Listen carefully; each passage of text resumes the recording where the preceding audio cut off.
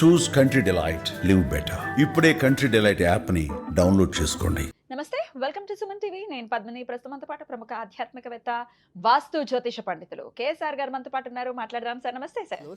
Sir, ప్రతి బహుళపక్ష చవితిని గణపతి ఆరాధనకి విశేషంగా, అంటే రెండు పక్షాల్లో కూడా గణపతి ఆరాధన చేసే వాళ్ళు ఉంటారు, కానీ బహుళపక్షం బహుళ ప్రాచుర్యంలో ఉన్నటువంటి రోజుగా ఖచ్చితంగా చెప్పుకోవచ్చు. అదే సంకష్టహార చతుర్థి.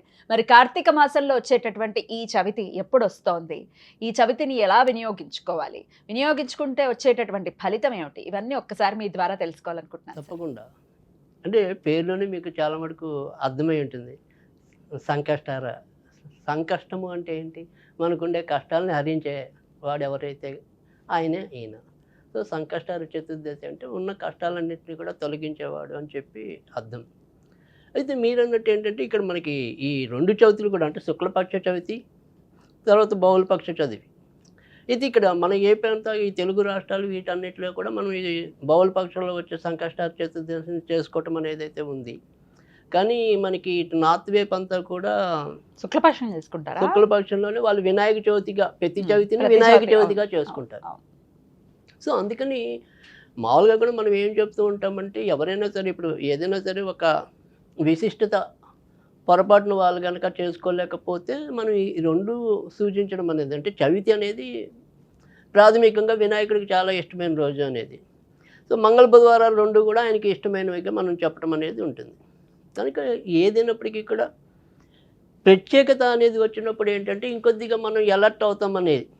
అంతేకాని వినాయకుడిని పూజించకుండా అసలు ఎవరు కూడా, నాకు తెలిసినంత వరకు మన హిందువులు ఎవరు గడప దాటరేమో అనుకుంటున్నాం, మిగతా దేవుళ్ళు ఎలా ఉన్నా కూడా. అంతే కదా, శుభానికి అశుభానికి కూడా ఆయనే కావాలి. అనే కాదు, ఎక్కడైనా ఆయన పూజ లేకుండా చేయటం అనేది కష్టం. అశుభ కార్యాలకు కూడా ఆయన ఉండాలి. మొదట ఆయన పూజ చేస్తే తర్వాత మిగతా పూజల్లోకి వెళ్ళాలి. సరే, కాకపోతే దానికి ఒక పద్ధతిలో వినాయకుడు పూజ చేస్తాం, దీనికి ఒక పద్ధతిలో చేయటం అనేది ఉంటుంది. కానీ రెండింటికి కామనే. రైట్. అందుకని ఇక్కడ మీకు అసలు వినాయకుడి నుంచి మనం తప్పించుకోవడం అనేది చాలా కష్టం. తప్పించుకోకూడదు కూడా. తప్పించుకుంటే తొండ.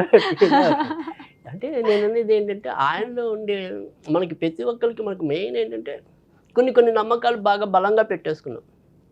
ఆ నమ్మకాలను అతిక్రమించి రావటం అనేది కొద్దిగా మహనీయులకి, సాధకులకి సాధ్యమవుతుంది తప్ప మనం మనలాంటి సామాన్యులకి అంత తేలిక కాదు. ఎందుకంటే మనకి ఏదైనా సరే అడుగున విఘ్నాలు అంటే వెంటనే వినాయకుడే గుర్తుకొస్తాడు. కొద్దిగా నైతికంగా ధైర్యం లేదంటే వెంటనే ఆంజనేయ స్వామి గుర్తుకొస్తాడు. సంపదలు లేవంటే లక్ష్మీదేవి గుర్తుకొస్తాడు. సో ఇలా ప్రతిదానికి మనం ఒక దేవుణ్ణి మనం సృష్టించేసుకుని నమ్ముతున్నాం. సో దేవుళ్ళందరూ ఒకటా కాదా అనేది పక్కన పెడితే, సో ఆటోమేటిక్గా అది ఏమంటాం, మనకి మానసిక బలం బాగా ఇవ్వటం అనే దాంట్లో ఖచ్చితంగా నన్ను అడిగితే వినాయకుడు బాగా ఉంటాడు. ఎందుకంటే ప్రతి ఒక్కరికి ఏదో రకంగా విఘ్నాలు లేకుండా అవ్వదు, ఏ జీవితం ఉంటుంది, ఏది ఉండదు. సో అలా మనకి ఖచ్చితంగా వినాయకుడిని పూజించుకోవటం అనేది అవసరం. సరే, ఈసారి శనివారం రావటం ఏమైనా వైశిష్ట్యం ఉంటుందా దానికి? శనివారం చవితి అంటే ఎప్పుడైనా సరే శనివారం చవితి వచ్చినప్పుడు దాని ప్రాధాన్యత మరీ ఎక్కువ ఉండదు. నార్మలే. సో ఇందాక మనం చెప్పుకున్నట్టు ఏంటంటే మంగళవారం చవితి, బుధవారం చవితి అయితే కనుక అద్భుతం. కానీ ఇది నార్మల్గా వస్తూనే ఉంటాయి, అంత ప్రత్యేకత కాదు. కాకపోతే ఇక్కడ మనకి ఏంటంటే ఏదైనప్పటికీ కూడా ఇది శనివారం నాడు వచ్చిందా అంటే, శనివారం వస్తే మనకి ఏంటంటే ఏదైనప్పటికీ కూడా కలో వెంకటేశ్వర నాయక అని చెప్పి మొత్తం వీళ్ళిద్దరిని, చండీదేవిని, వినాయకుడిని, వెంకటేశ్వరుని కలియుగంలో ఎక్కువగా ఆరాధించాలి అనేది ఒక సంప్రదాయం.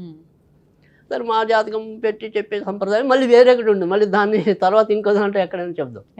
సో మామూలుగా అయితే కనుక ఎక్కువ మంది ఇప్పుడు పూజించవలసిందల్లా కూడా పెద్ద పెద్ద పీఠాధిపతులు కానీ, అంత కొంత సాధకులు కానీ, వాళ్ళ నోటంపడి తరచూ వచ్చే దేవుళ్ళు ఎవరయ్యా అంటే కనుక వినాయకుడు, చండీదేవి, తర్వాత వెంకటేశ్వర స్వామి. ఈ ముగ్గురిని మనం ఆరాధిస్తేనే మనకుండే కష్టాల నుంచి ముందుకు వస్తాం అనేది. కనుక శనివారం రావడం అనేది వెంకటేశ్వర స్వామికి కూడా ఇష్టమైన రోజు కాబట్టి మరి ఈ కూడా అలా కూడా చూసుకోవచ్చు. కరెక్ట్. సో ఆ రకంగా కూడా ఖచ్చితంగా మనం చేసుకోవాలి. కాకపోతే ఎలా చేసుకోవాలి ఏంటి అనేది చూసుకున్నప్పుడు ఇక్కడ మనకి గణపతి మంత్రం ఏదైతే ఉంటుందో ఆ గణపతి మంత్రంతో, అంటే ఇక్కడ ఈ చవితులు చేసే వాళ్ళందరికీ ఒక్కొక్క విశిష్టత అనేది ఉంటుంది. అంటే వ్రతం చేసే వాళ్ళకి ఎవరైనా సరే ఆ వ్రతం చేయటం అనేది సాధారణంగా అసలు ఈ పురాణంలో వచ్చేదైతే గణేష పురాణంలో కానీ లేదా ఈ యొక్క సంకష్ట చతుర్థులు చేసుకునే వ్రత విధానంలో అయితే కానీ మాఘమాసంలో కానీ ఫస్ట్ టైం మొదలెట్టేప్పుడు శ్రావణ మాసంలో కానీ మొదలు పెట్టాలి. అవును, మొదలు పెట్టడం 12 నెలలు చేసుకునే పరిస్థితి. అలా చేద్దాం, వ్రతంలాగా చేద్దాం శ్రావణ మాసం అనుకున్న మొదలు పెడతారు. మొదలు పెడతారు. లేదంటే మళ్ళీ మాఘమాసంలో మొదలెట్టాలి. మాఘమాసంలో కానీ కాదండి, ఒక్కటి మేము చేసుకోవచ్చా అంటే చేసుకోవచ్చా? అదే కదా ఇప్పుడు చెప్పేది. మనం చేస్తున్నది ఏంటంటే ఆ వ్రతాల వాళ్ళని మనం డిస్టర్బ్ చేయట్లా. వాళ్ళకి ఎలాగ ఆ పద్ధతిలో తెలుసు, కంటిన్యూ అయిపోతారు. సో ఇలాంటి రోజును మనం ఎలా వినియోగించుకోవచ్చు, ఈ రోజు ఒక్కటి నేనేమైనా వినాయకుడి కోసం చేయొచ్చా అనే వాళ్ళ కోసమే మనం చేస్తున్న ఇలాంటి వీడియోలు. తప్పకుండా. సో ఈ రోజు మనం చేసే వీడియో ఎందుకు ఉపయోగపడుతుంది అంటే కనుక ఏదైనా సరే ఇటు అడ్డంకులనే కాకుండా, అంటే ఈ అడ్డంకుల్లో 2 రకాలు ఉన్నాయి. ఒకటి మనం ఉద్యోగం కానీ లేదా పెళ్ళి కానీ ఇలా ఏదైనా సరే నిర్దిష్ట విషయం ఏదైతే ఉంటుందో, అంటే అతనికి సంపదలు బాగుండొచ్చు, దాంట్లో సంపాదించే దాంట్లో విఘ్నాలు లేకపోవచ్చు, కానీ మంచి ఉద్యోగము సంపదలు ఉన్నా కూడా పెళ్లి దగ్గర అడుగడుగున ఏవో ఒక విఘ్నాలు ఉంటాయి. కరెక్ట్ కదా. అసలు ఆ విఘ్నాలు అనేవి ఏవైతే ఉంటాయో సంపూర్ణంగా ఆ విఘ్నాలు తొలగటానికి, తర్వాత ఇదే విషయంలో మనం సంపదలు కూడా చేకూర్చడానికి, అంటే వెంకటేశ్వర స్వామి తర్వాత గణపతికి ఇద్దరికి కలిపిన మూల మంత్రం ఉంది. అది చెప్తారా? రైట్.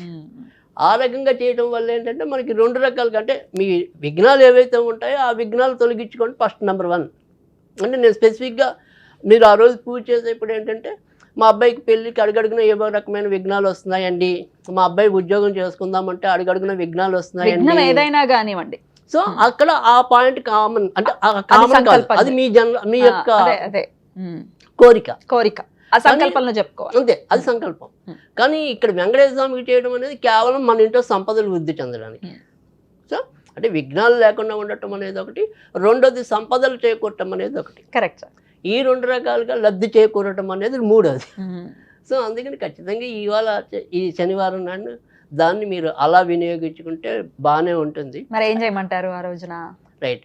పొద్దున్న చేసుకునే వాళ్ళు పొద్దున్న చేసుకోండి, సాయంకాలం ప్రదోష సమయంలో చేసుకునే వాళ్ళు ప్రదోష సమయంలో. చంద్రోదయానికి చవితున్న రోజునే మనం చేస్తాం కదా. అంటే అలా అని కాదు, ఇప్పుడు మనం ఏంటంటే ఈ యొక్క ఏదైతే స్పెసిఫిక్గా వ్రతాలు నోములు ఉన్నవి ఖచ్చితంగా సాయం సమయంలో కూడా ఉండాలి. అది ఉంటేనే, అవును, అది ఉంటేనే ఆ రోజు ఆ తిథిని దానికి ఆపాదించడం అనేది ఉంటుంది. బహుళపక్షంలో వచ్చేవి చంద్రోదయానికి ప్రాముఖ్యత ఉంటుంది, శుక్లపక్షంలో వచ్చేవి సూర్యోదయానికి ప్రాముఖ్యత. రైట్. అందుకని ఇక్కడ మనం ఏంటంటే సరే వాళ్ళ వీలుని బట్టి మనం, అంటే ఇవాళ రోజుల్లోకి వచ్చేప్పటికి ఏంటంటే సార్ వీళ్ళు చేసుకుంటారు సార్, మనకి శాస్త్ర ప్రమాణం అవసరం, వాళ్ళ కోరిక తీరటం. వాళ్ళకి శాస్త్ర ప్రమాణం అనేది మనం తెలియజేస్తున్నాం, మనం శాస్త్రాన్ని అతిక్రమించి వెళ్ళాలి. కానీ నేననేది ఏంటంటే ఆ యొక్క అనుమానంతో, అంటే ఇప్పుడు వాళ్ళకి కుదరదు. ఇప్పుడు మనకి పొద్దున్న డ్యూటీ చేశారు 6 నుంచి, వాళ్ళు మధ్యాహ్నం 4 వచ్చారండి, సపోజ్ ఉదాహరణకు చెప్తున్నా. సో నేను 5 వచ్చి చేశాను కాబట్టి నాకు ఫలించలేదేమో అనేది పీకుతుంది. ఎందుకంటే వీళ్ళు పొద్దున్న చెప్పారు, నేను పొద్దున్న చేయలేకపోయానని. నా ఉద్దేశం ఏంటంటే దేవుడి దగ్గరికి వెళ్ళినప్పుడు అనుమానం కన్నా కూడా స్వచ్ఛందంగా, స్వామి నేనేమైనా తప్పు చేస్తే మన్నించి, నాకు ఇదే సమయం కుదిరింది, నేను ఇందుకే ఇలాగే చేయగలుగుతున్నాను అన్ని మనం ఆర్తిగా చెప్పుకుంటే దేవుడు ఎందుకు అనుగ్రహించాడు, స్వీకరిస్తాడు. సో అందుకని నా ఉద్దేశం ఏంటంటే చెయ్యటం అనే దాన్ని నేను ఇష్టపడతాను. అంటే ఆ చేయటం ఇష్టపడతాను అంటే కనుక కలగాపులగం కాదు. ఉన్న 5 నిమిషాలు చక్కగా ప్రశాంతంగా చేయండి, హాయిగా చేయండి, ఎవరిని స్లోలోకి తెచ్చుకోకండి. మీ ముందు వినాయకుడే ఉన్నాడు, మీ యొక్క విఘ్నాలు అనింపజేస్తాడు, వెంకటేశ్వర స్వామి ఉన్నాడు, చక్కగా మీ కామితాలు తీరుస్తాడు. సో అందుకని ఆ రకంగా చూసుకోండి అని చెప్తాను నేను, అంతవరకే. సరే, ఇప్పుడు ఎలా చేయాలి అనే విషయానికి వస్తే కనుక ఫస్ట్ చాలా తేలికైన మంత్రం ఏంటంటే కనుక ఇది గణపతి మంత్రం అనేది ఆల్మోస్ట్ ఆల్ అందరికీ తెలుస్తుంది. ఓం గం గణపతియే నమః అనేది ఉంటుంది కదా. ఆ నమః అనేది ప్రస్తుతం కాపీ, అంటే ఓం గం గణపతియే ఓం శ్రీం శ్రీనివాసాయ నమః, ఓం గం గణపతయే ఓం శ్రీం శ్రీనివాసాయ నమః, ఓం శ్రీం శ్రీనివాసాయ నమః. ఇది చాలా మంచి సంపుటీకరణ మంత్రాలు. మనకి ముఖ్యంగా ఈ కొత్తలం పీఠాధిపతులు వీళ్ళందరూ చాలా మంచి బోలని ప్రచారం చేసిన ఉన్నాయి. సో ఒక సంపుటీకరణ చేయడం అనేది కూడా ఒక మన మంత్ర సంప్రదాయంలో ఉంది. చక్కగా ఇది చేసుకోవచ్చు. ఎన్నిసార్లు చేయమంటారు ఇది? అదే మనం ఎప్పుడైనా 108 సార్లు, సో మినిమం అయితే కనుక 27 సార్లు, సో 108 సార్లు చేస్తే పండగ. సో అది ఉపవాసాదులు కూడా ఖచ్చితంగా చేయమంటారా ఆ రోజున? అంటే ఉపవాసం ఏమీ అవసరం లేదు, ఉంటే కనుక ఇది మంచిది. అలాగే కార్తీక మాసం శనివారం కదా, అందుకని ఉండండి, తప్పేం లేదు. అంటే ఉపవాసం ఉండాల్సిన అవసరం కూడా ఎక్కువగా ముఖ్యంగా చెప్పాలంటే కనుక పొద్దున పూట చేసే వాళ్ళకన్నా కూడా సాయంకాలం చేసే వాళ్ళకి అవసరం. ఎందుకంటే పొద్దున పూట చేసే వాళ్ళు ఏంటంటే కొద్దిగా పూజ అన్ని చేసుకున్నాకే తర్వాత తినేదానికి వస్తారు తప్ప అన్ని తినేసి చేసుకునే వాళ్ళు కదా. సో అందుకని సాయంకాలం చేసే వాళ్ళకి కొంతవరకు డిస్టర్బెన్స్ అనేది ఉండొచ్చు. అదే ఎలా చేస్తారు అనే దానికన్నా కూడా ఎంత శ్రద్ధగా చేస్తారు అనేది నాకు ఇష్టం.